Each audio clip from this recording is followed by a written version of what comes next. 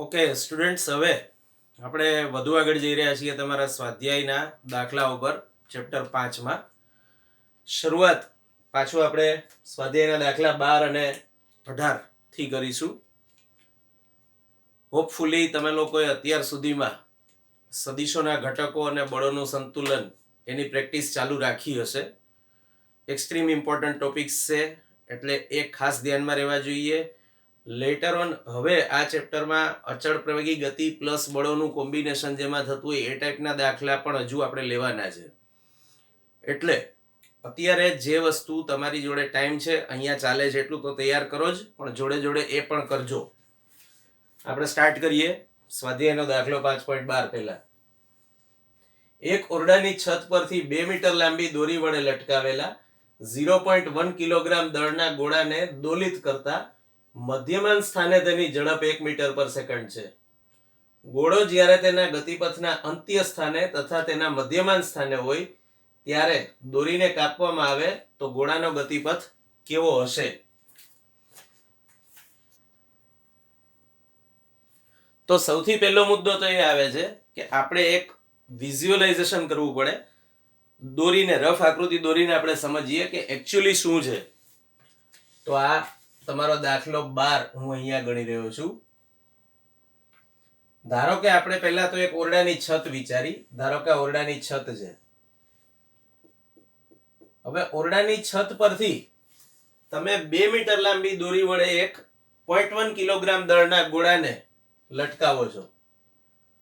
ધારો કે આ 2 મીટર લાંબી દોરી છે અને આ એના છેડે લટકાવેલો 0.1 કિલોગ્રામ દળવાળો ગોળો છે, મતલબ 100 ગ્રામ દળવાળો એક ગોળો છે. હવે એ ગોળાને આપણે દોલિત કરીએ છીએ.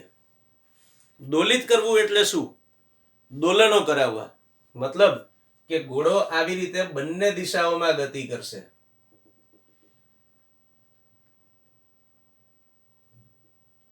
ગોળો આ બંને દિશાઓમાં ગતિ કરશે. તો ગતિ કરે ત્યારે આને કહેવાય એનું મધ્યમાન સ્થાન.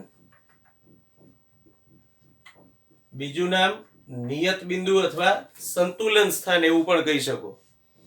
અને ગતિપથનું અંત્ય સ્થાન એટલે કે અંત્ય બિંદુ આ છે.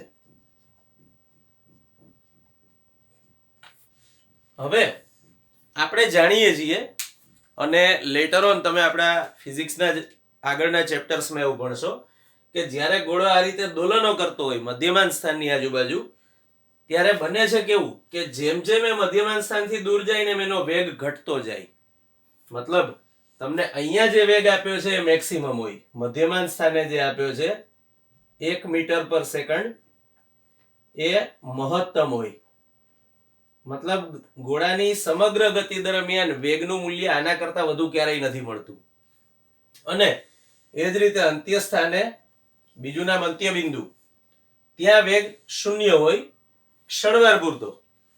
જેમ આપણે કેમ વિચાર્યું હતું કે ભાઈ પદાર્થ શિરોલંબ ઉર્ધ્વ દિશામાં ફેંકવામાં આવે તો મહત્તમ ઊંચાઈ એના ગતિપથનો છેડો ગણાય.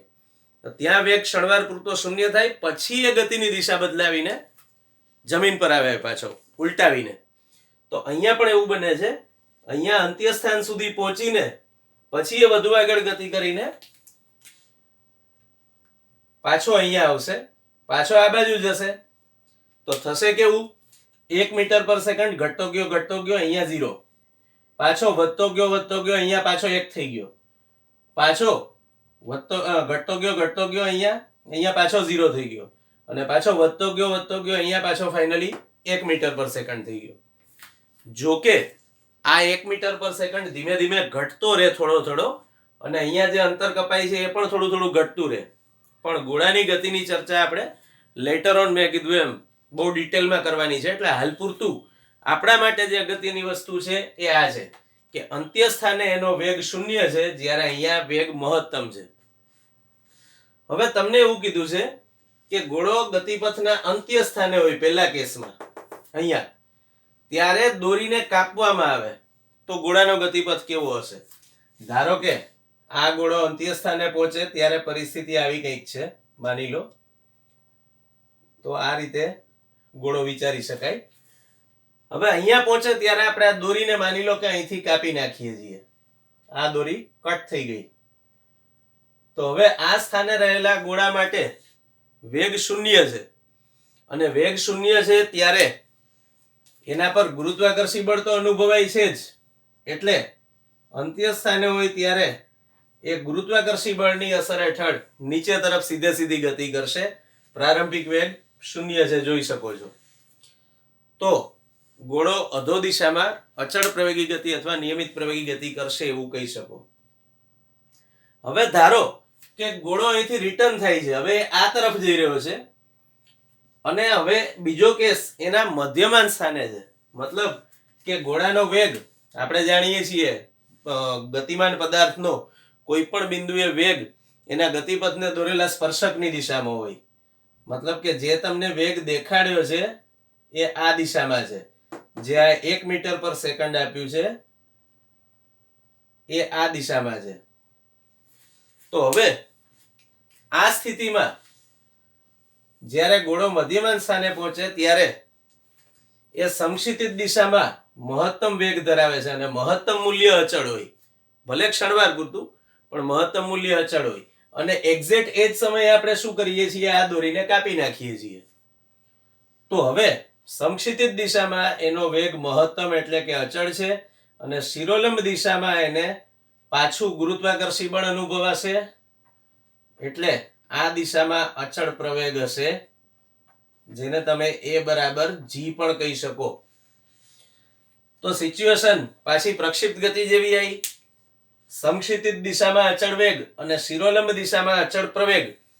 તો હવે ગોળો જ્યારે ગતિ કરશે અહીંથી મુક્ત થઈને ત્યારે આમ પડશે. પ્રક્ષિપ્ત પદાર્થનો ગતિપથ આપણે જાણીએ છીએ મહત્તમ ઊંચાઈથી મુક્ત થાય ત્યારે આ રીતે થાય, મહત્તમ ઊંચાઈથી આગળ વધે ત્યારે. તો ગોળો અહીંયા મહત્તમ ઊંચાઈ હોય ત્યારે જ મુક્ત થાય છે એટલે એનો ગતિપથ આપણને પ્રક્ષિપ્ત પદાર્થના ગતિપથ જેવો મળે. બહુ સરસ એક્ઝામ્પલ કહી શકાય આને બળોનું સંતુલન સમજવા માટે અને બળો કયા કેસમાં કેવી રીતે લાગે છે એ સમજવા માટે, એઝ વેલ ગતિનો પણ કન્સેપ્ટ એની સાથે સંકળાયેલો છે. આમ જુઓ તો ક્વેશ્ચન 1 માર્કર છે. વધારે ડિટેલમાં કદાચ સારા નસીબ હોય તો 2 માર્કમાં પૂછાય. એથી વધારે વેઇટેજ લગભગ આ દાખલાનું ના હોઈ શકે આ ક્વેશ્ચનનું. પણ આપણું અન્ડરસ્ટેન્ડિંગ સુધરે એના માટે બહુ સરસ પ્રશ્ન છે. ઓકે, નેક્સ્ટ સ્વાધ્યાયનો દાખલો 18.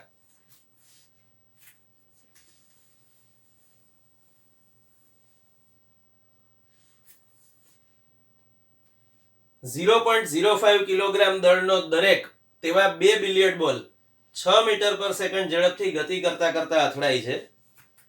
આપણે પહેલા તો જે વસ્તુઓ આપી છે એ લખી નાખીએ. સ્વાધ્યાયનો 5.18 હવે હું અહીંયા ગણી રહ્યો છું.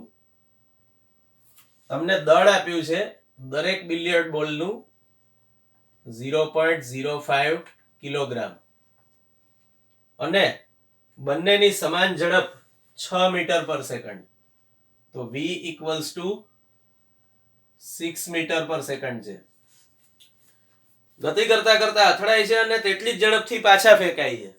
મતલબ કે તમે વધારે સારી રીતે એવું કહી શકો કે જે મૂલ્ય v1 નું હતું, મતલબ પ્રારંભિક ઝડપનું હતું, એટલું જ મૂલ્ય v2 નું પણ છે.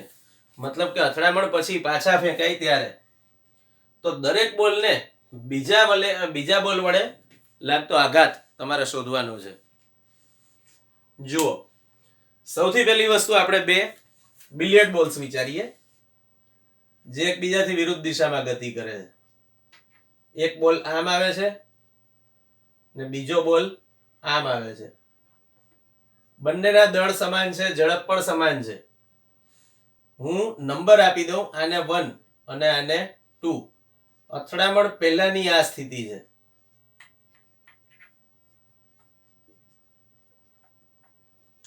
હવે અથડામણ થવાથી શું થાય છે? ગતિ કરતા કરતા અથડાય છે અને તેટલી ઝડપથી પાછા ફેંકાય છે. મતલબ અથડામણ પછીની સ્થિતિ બોલ 1 જે આ દિશામાં ગતિ કરતો હતો એ હવે ઊંધી દિશામાં ગતિ કરવા માંડ્યો અને બોલ 2 જે આ દિશામાં ગતિ કરતો હતો એ પણ અથડાઈને પાછો ફેંકાયો એટલે એની ગતિની દિશા પણ ઉલટાઈ ગઈ. તો આ અથડામણ પછીની સ્થિતિ છે.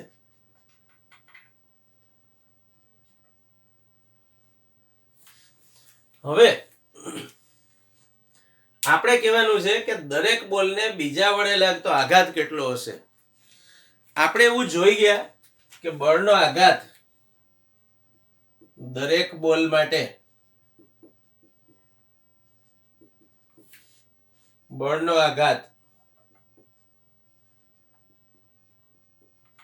એટલે બળ અને લાગતું હોય એ સમયગાળાનો ગુણાકાર અને આની કિંમત ન્યૂટનના ગતિના બીજા નિયમ પરથી F ડેલ્ટા T બરાબર ડેલ્ટા P થાય.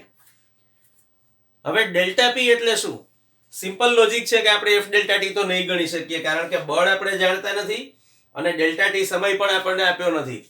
તો આપણે આ સમીકરણ વડે મતલબ F ડેલ્ટા T માં મૂલ્યો મૂકીને બળનો આઘાત નહીં શોધી શકીએ. તો આપણે લેવું પડે ડેલ્ટા P નું મૂલ્ય.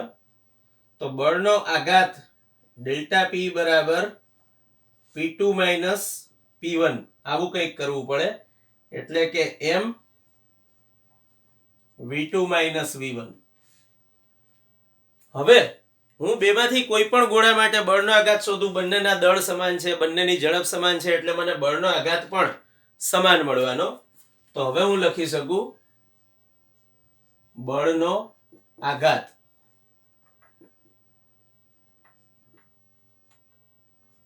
ડેલ્ટા P બરાબર, હું એવો પ્રયત્ન કરું કે જેથી મને જવાબ ધન મળે. તો એના માટે હું એવું કરું છું કે P2 જે છે ને એ મૂલ્ય ધન ગણવાનું થાય એવી કંઈક ગોઠવણ કરું છું. તો હું P2 અંતિમ દિશામાં હોય એના માટે હિસાબ કરીશ, મતલબ હું આના માટે હિસાબ કરીશ, આ ગોળા માટે. બીજા ગોળા પર એટલો જ બળનો આઘાત અનુભવાય છે, દેખીતી વાત છે. તો P2 માઇનસ P1 એટલે કે M into V2 minus V1, એમાં M એટલે આનું દળ 0.05. V2 અથડામણ પછીનો વેગ ધન દિશામાં છે એટલે આપણે એને ધન ગણીએ તો 6 માઇનસ V1 અથડામણ પહેલાનો વેગ છે જે ઊંધી દિશામાં હતો, જોઈ શકો છો, એટલે કે -6. તો 6 + 6 એટલે 12 ગુણ્યા 5 એટલે 6 ને 6 12 ગુણ્યા 5 એટલે 60. તો જવાબ મળ્યો 0.6 ન્યૂટન સેકન્ડ અથવા 0.60 ન્યૂટન સેકન્ડ એવું પણ કહી શકો. તો ફાઇનલી આ દરેક ગોળાને અનુભવાતો બળનો આઘાત છે, બંને માટે સમાન. મેં કીધું એમ, ધારો કે તમે દિશાઓ ઊંધી લઈ લીધી, મીન્સ તમે 2 નંબરના બદલે 1 નંબરના ગોળા માટે હિસાબ કર્યો, તો અહીંયા V1 ધન આવત અને V2 ઋણ આવત. તો -6 - 6 એટલે -12 થાત. તો તમારો જવાબ -0.6 આવત. પણ એનાથી કોઈ જ ફરક નથી પડતો. આપણે ધન અને ઋણ દિશા સૂચવવા માટે લીધી છે સંજ્ઞાઓ, એટલે એનું બહુ ટેન્શન નથી. કદાચ તમારો જવાબ ગણતરી કર્યા પછી એક્ઝામમાં આવું બધું ગોખીને જવાનું ના હોય કે ભાઈ આ જ ગોળો લેવાનો ને આનો જવાબ ધન જ આવે. આપણે ત્યારે ઓન ધ સ્પોટ લોજિક વાપરીને વિચારી લેવાનું કે જવાબ ધન આવે એવો પ્રયત્ન કરવો. છતાં કદાચ ઉતાવળમાં ભૂલ થઈ જાય તો છેલ્લે એવું લખી શકો, અર્થાત બળના આઘાતનું માન 0.6 ન્યૂટન સેકન્ડ અથવા કિલોગ્રામ મીટર પર સેકન્ડ, જે લખો એ આટલું મળશે. એટલે ઘણી બધી એવી નાની નાની બાબતો છે કે જે આપણે દાખલા ગણતી વખતે ધ્યાનમાં રાખવી જોઈએ. આવા ઇન્સ્ટ્રક્શન્સ તમને ફ્રીક્વન્ટલી મળેલા છે અને સ્ટીલ આપણે ચાલુ રાખીશું. પણ ન થાય તો ઘણી બધી ભૂલો એવી હોય છે જે સુધારી શકાય, અમુક ભૂલો ન સુધારી શકાય. એટલે એવું કંઈ આવે ત્યારે ખાસ એક્યુરસીથી આગળ વધવું.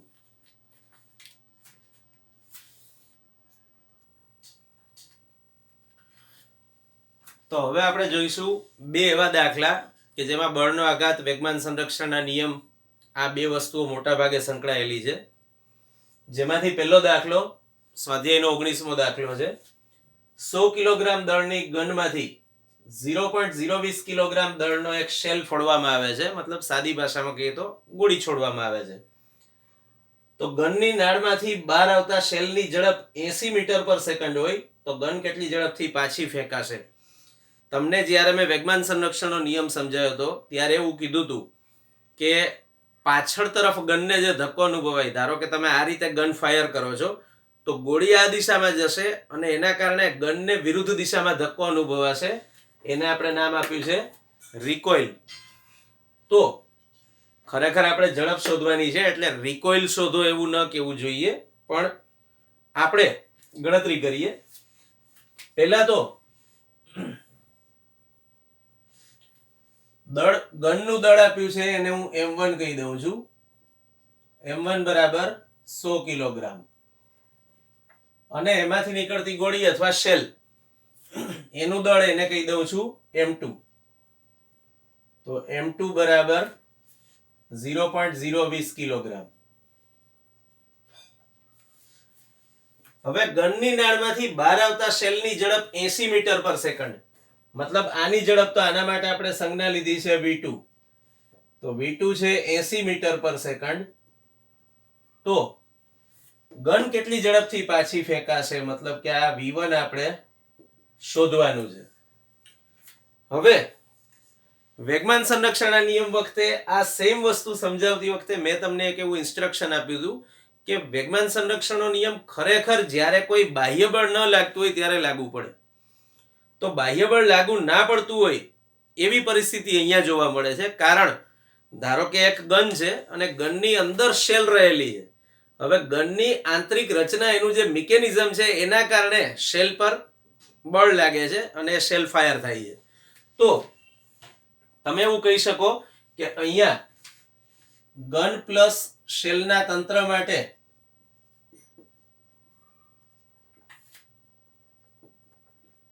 બાહ્ય બળ 0 છે, પરિણામી બાહ્ય બળ લાગતું નથી. તો આ 0 હોવાથી રેખીય વેગમાન સંરક્ષણના નિયમ મુજબ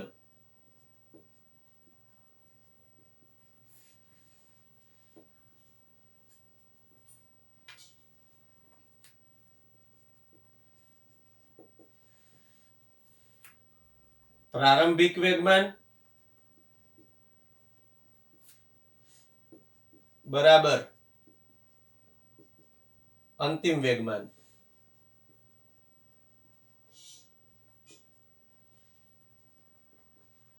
તો હવે પ્રારંભિક સ્થિતિમાં શું હતું?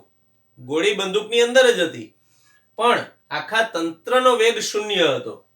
તો મારે પ્રારંભિક વેગમાન ગણવું હોય તો આ ગોળી બંદૂકની અંદર છે એટલે ટોટલ દળ મેં કન્સિડર કર્યું, અને તંત્રનો વેગ v છે ઇક્વલ્સ ટુ અંતિમ વેગમાન m1 v1 કોના માટે? બંદૂક માટે, અને m2 v2 શેલ માટે અથવા ગોળી માટે. સદિશ સ્વરૂપે લખવું હોય તો બધા v પર એરોઝ કરી દઈએ. પણ આપણે જાણીએ છીએ કે v બરાબર 0 હોવાથી હવે અહીંયા લખાય m1 v1 plus m2 v2 બરાબર 0. આ પદ 0 થઈ ગયું. તો આપણે જોઈએ છે v1, તો m1 v1 ની કિંમત આના પરથી મળે -m2 v2, એટલે કે v1 બરાબર -m2/m1 v2. કિંમતો મૂકો.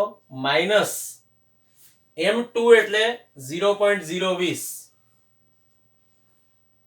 છેદમાં m1 એટલે 100, અને v2 ની કિંમત 80. આ બધાને સાદુરૂપ આપશો એટલે તમને મળશે -0.16 પણ માઇનસ મીટર પર સેકન્ડ. પણ યાદ રાખવાનું કે આપણે અહીંયા બધા સદિશો લીધેલા છે. જુઓ, મતલબ કે આપણે જે માઇનસ નિશાની લીધી એ તો એવું સૂચવે છે કે વિરુદ્ધ દિશામાં. તો આપણે જો v2 ને ધન ગણીએ, v2 એટલે શું હતું? જે ગોળી બહાર ફાયર થાય છે એની ગતિની દિશામાં વેગ, તો એ ગતિની દિશાને આપણે ધન લીધી. તો દેખીતી વાત છે બંદૂકને જે વેગ મળે છે ગનને એ પાછળની તરફ છે, અને એનું મૂલ્ય -0.016 મીટર પર સેકન્ડ છે. બીજો એક નોંધપાત્ર મુદ્દો એ છે કે બંદૂકનું દળ વધુ છે ગોળીની સરખામણીમાં. જુઓ, ઘણું વધુ છે. આ 0.020 કિલોગ્રામ છે, જ્યારે આ 100 કિલોગ્રામ છે.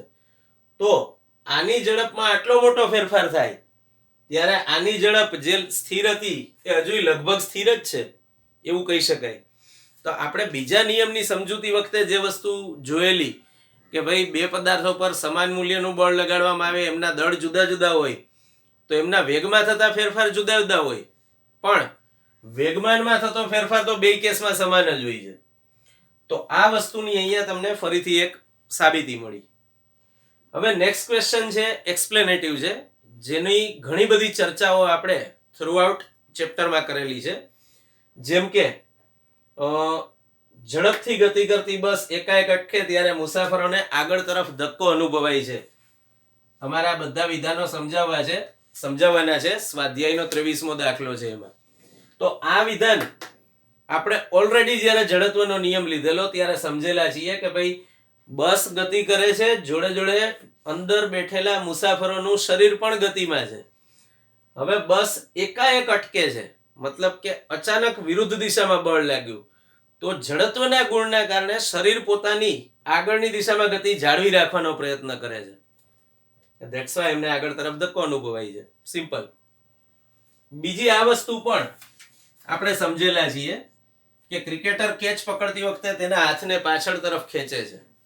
આપણે ન્યૂટનના બીજા નિયમ મુજબ એવું કહી શકીએ કે F બરાબર delta P by delta T.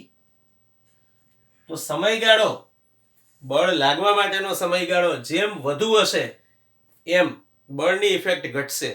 બીજી રીતે કહીએ તો બળનો આઘાત મોટો બનશે. તો બળનો આઘાત મોટો બને, સમયગાળો વધુ સમય સુધી ફિલ્ડરના હાથ જોડે, ક્રિકેટરના હાથ જોડે પેલો કેચ કરવાનો બોલ સંપર્કમાં રહે છે, તો બળની ઇફેક્ટ ઘટી જાય.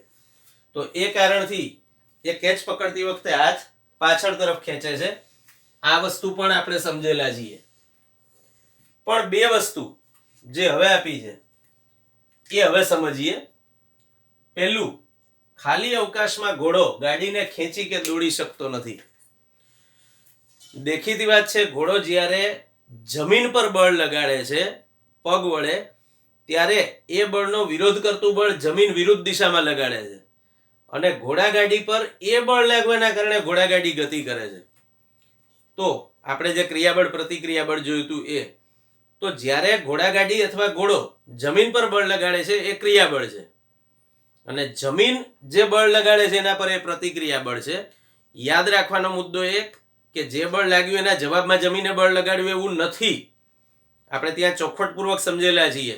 તમે ઘોડાગાડીની ગતિનો અભ્યાસ કરો છો તો દેખીતી વાત છે કે જમીને એના પર જે બળ લગાડ્યું એ જ કન્સિડર કરવાનું છે, એને જમીન પર લગાડ્યું એ નહીં. તો જમીન જે બળ લગાડે છે એના કારણે ગતિ થાય છે, પણ ખાલી અવકાશ મતલબ શૂન્યાવકાશ, શૂન્યાવકાશમાં તો કોઈ વસ્તુ જ નથી જે વિરુદ્ધ દિશામાં બળ લગાડી શકે, અથવા એવી કોઈ વસ્તુ નથી જેના પર ઘોડો પોતાનું બળ લગાડી શકે પગ વડે. તો એવા કિસ્સામાં ગાડીને ખેંચવાનો કે ઇવન ઘોડાના દોડવાનો પણ કોઈ સવાલ આવતો નથી. હવે લાસ્ટ વસ્તુ, ઘાસ કાપતા મશીનને ધકેલવા કરતા ખેંચવું સહેલું છે. અગેન બળો અને સદિશોના ઘટકોનું નોલેજ હોવું જરૂરી છે. ધારો કે પહેલા હું ખેંચવાની સ્થિતિ વિચારું. જ્યારે ખેંચવાની પરિસ્થિતિ હોય ત્યારે ધારો કે આ પેલા ઘાસ કાપવાના મશીનનો સાઈડ વ્યૂ છે. યાદ હોય તો એક ડ્રમ જેવું મતલબ નળાકાર શેપની એક વસ્તુ હોય છે, એને અહીંયા એક હેન્ડલ આપેલું હોય આવી રીતે. આના વડે તમે એને ધક્કો મારી શકો, અથવા આ જ હેન્ડલને આમ કરીને આ દિશામાં ખેંચી પણ શકો. તો જ્યારે ખેંચવાની પરિસ્થિતિ થાય ત્યારે શું બને છે એ જોઈએ. ધારો કે આપણે એને આ દિશામાં ગતિ કરાવવી છે અને આપણે એને ખેંચીએ છીએ, તો ખેંચવા માટે વપરાતું બળ ધારો કે F છે. તો હવે આ F એ અહીંયા બનાવેલ ખૂણો ધારો કે થીટા છે, તો આ ઘટક થયો F cos થીટા અને આ ઘટક થયો F sin થીટા. જ્યારે ધકેલવાની પરિસ્થિતિમાં શું બને છે?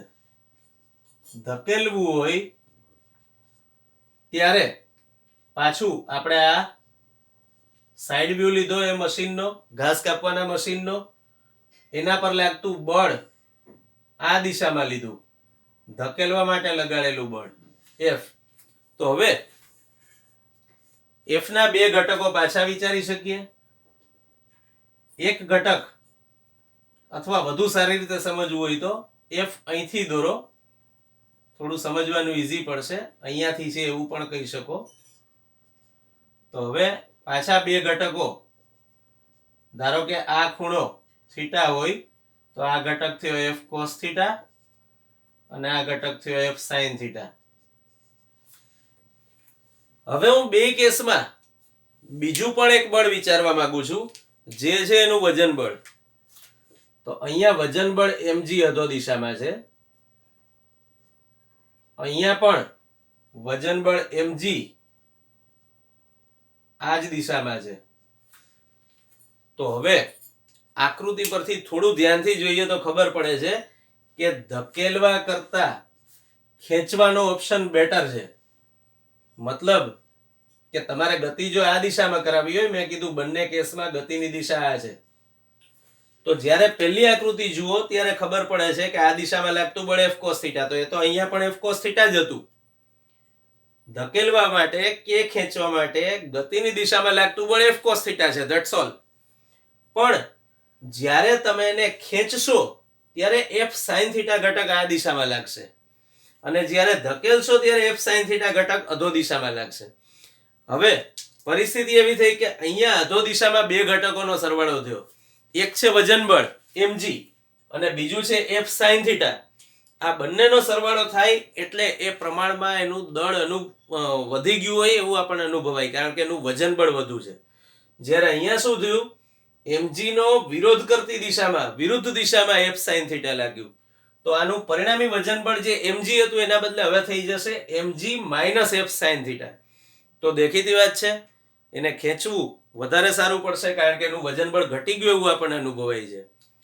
તો આ બળોના સંતુલન પરથી સમજી શકાય એવો એક સિમ્પલ ક્વેશ્ચન હતો અને બળોના ઘટકો વિશેનું નોલેજ હોવું જરૂરી છે. પણ બહુ સરસ બાબત એ છે કે આ તમને ફિઝિક્સ પ્રેક્ટિકલી ક્યાં યુઝફુલ છે એની માહિતી આપે છે. તમે ધારો તો તમે એને ખેંચી શકો ને ધકેલી શકો, યુ ડિસાઇડ શું કરવું છે. તો ફિઝિક્સ તમને સમજાવે છે કે શું કરવું સહેલું પડે બેમાંથી. ગતિ તો બે કેસમાં થવાની છે, નોટ એન ઇશ્યુ. પણ આવું કરશો તો થોડા ટાઈમમાં થાકી જશો, આ કરશો તો ઓછી મહેનતથી કામ પતશે. તો બેઝિકલી કોઈ પણ સાયન્સ છે આપણી લાઈફસ્ટાઈલ સારી કરવા માટે છે. તો આજે આપણે જે કોઈ ક્વેશ્ચન્સ જોયા, અત્યારે જે દાખલાઓ જોયા, એ બધામાં મોટા ભાગે વેગમાન સંરક્ષણ અને બળો એના વિશે ચર્ચા કરી. નેક્સ્ટ ટાઈમ આપણે જે દાખલાઓ લઈશું, સ્વાધ્યાયના દાખલાઓ જે બાકી છે એ કન્ટિન્યુ કરીશું અને એમાં પણ આપણે બળોના સંતુલનને અને ગતિને બેયને કમ્બાઈન કરીને સમજવા પડે એવા દાખલા આવશે. તો ફરીથી એકવાર ઇન્સ્ટ્રક્શન રિપીટેડલી જે પહેલા પણ આપેલું છે કે આપણે સદિશો અને બળોના સંતુલન માટેના પ્રશ્નો આ બેની પ્રેક્ટિસ કરવી શક્ય હોય એટલી. ગતિ બહુ મોટી વસ્તુ નથી, એવું કોઈ ડિફિકલ્ટ ટાસ્ક નથી હોતું, ગતિના કોઈ પ્રશ્નો અઘરા જનરલી નથી હોતા. એટલે આપણે પ્રેક્ટિસ કરતા હોઈએ તો આપણને એક માપ રહેવું જોઈએ મગજમાં કે જે વસ્તુ અઘરી છે એને વધારે સમય આપવો. તો બેટર બળોના સંતુલનને અને સદિશોના ઘટકો જેમાં આવતા હોય એવા પ્રોબ્લેમ્સને વધુ સમય આપો, તો એ સમયનો સદુપયોગ થયો કહેવાય. તૈયારી કરજો બરાબર. Wish you all the best.